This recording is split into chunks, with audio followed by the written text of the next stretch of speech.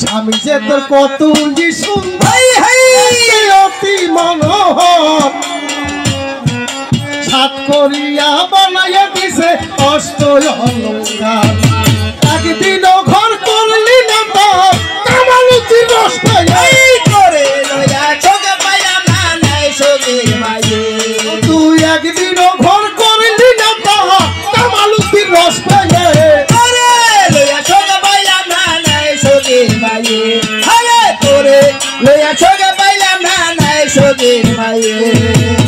পুরুষ বহু ভাবে ব্যাখ্যা করা যায়। এই যে প্রথম আদম সূরা পুরুষ, আদম পুরুষ, আদম সফিউল্লাহ পুরুষ,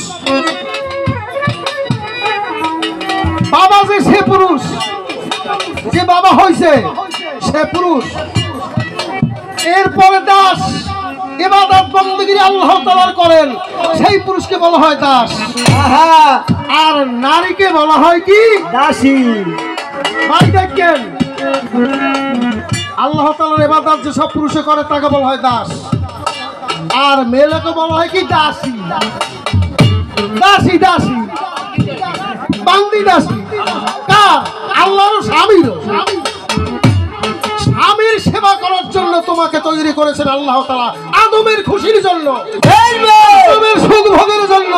হাওয়া বিবিকে আদমের বাম পাজরের একখান হাড্ডি বের করে আল্লাহ তাআলার কুদরতে হাওয়া বিবিকে সৃষ্টি করেছে।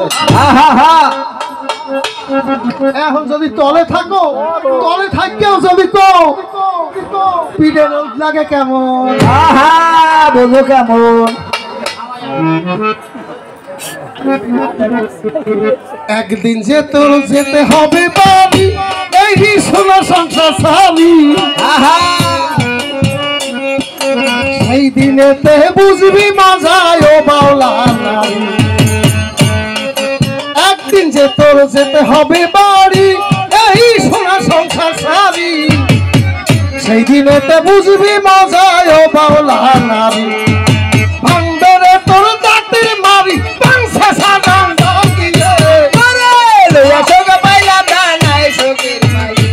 ওরে, ভাঙবে তোর দাঁতের মারি পাংসা সাজান দিয়ে।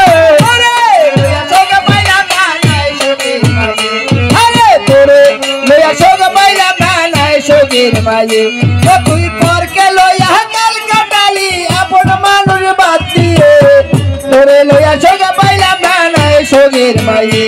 হরে তোরে লইয়া সোগে পাইলাম না নাই সোগের মায়ে।